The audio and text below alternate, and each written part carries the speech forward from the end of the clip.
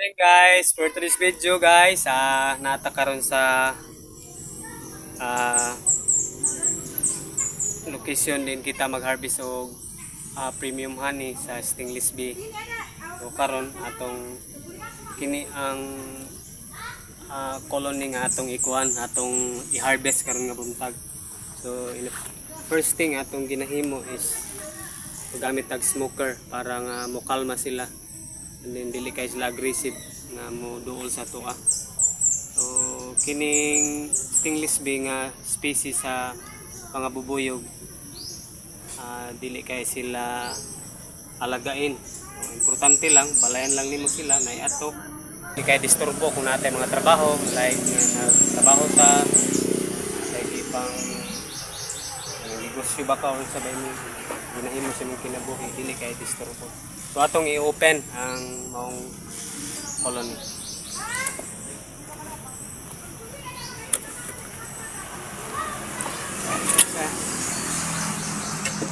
So muna siya ang recent from mini trees nga naa sa wild. Muna siya. It's called propolis, recent propolis.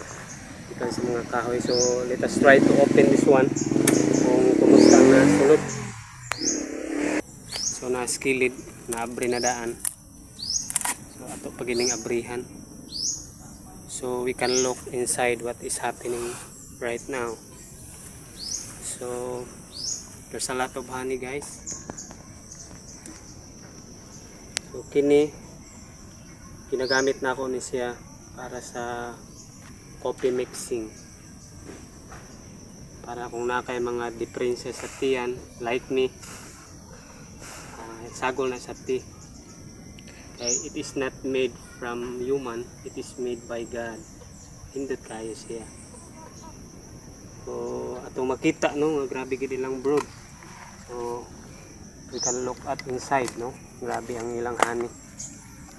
So itong makita, there's a lot of propolis and honey inside, of course. So makita na itong grabe lang honey guys. So kini siya small, gamay kay nga gihimo sa Ginoo guys, pero dako kay sag pulo sa atong ecosystem para sila ang mo-pollinate, biodiversity para sa atong food consumption. Kita na tong grabe ilang honey, bugat na kayo. So siguro balhin ta diri guys. So makita nimo, can look at inside no. This is honey pot. This is also honey pot. So grabe yung honey guys. Siguro it's more than siguro nasa half kilo siguro. Grabe nakabugat. Guys, balhin. So alright.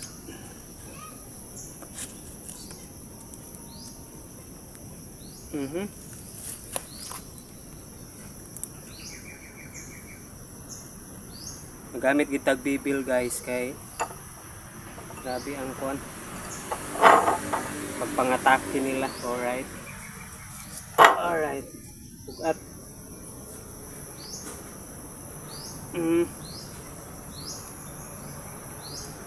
So dark, medyo dark honey, yellowish ang uban.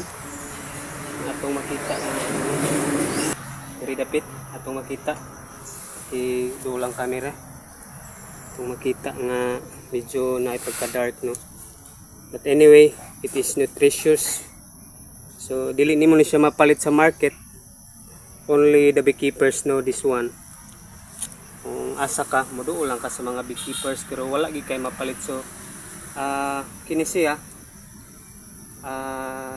2 pesos per ml. Mapalit nimo ni dire pero 2 pesos per ml. So medyo mahal-mahal siya kaysa mga namaligya. So 80% sa Pilipinas guys, dili na ta makakuan nga pure honey. Kay ang uban gihimo na lang para makakwarta. So dito guys nga nag-culture man pa dili ka mag banana. So kini largon ni siya extra karon. Mahuman ni siya. So daghan pa kayang honey guys. So, kung gusto mo magkuan, gusto mo magpatudlo saon pagbuhi ani, sorry lang mo diri. Kung wala tay ginabuhat sa ministry, diri ta sa kuan kay wala man ni kuan. Wala man ni siya bikil.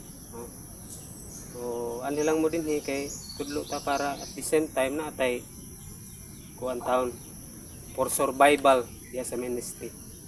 Easy lang, easy. Very simple. So atong balihon kay grabe na kadaghan ang hani. So grabe lang ani guys. Hindi na ako kaya magunitan. So willing ta mo tudlo. Kinsa man tong ganahan nga mag gold sword. Oh, look at. Kita na to ang hani. So ikan ni anak karon ato ra nang extract. So daghang kay saghani. So gamit gihapon ni kining propolis. So mora siguro na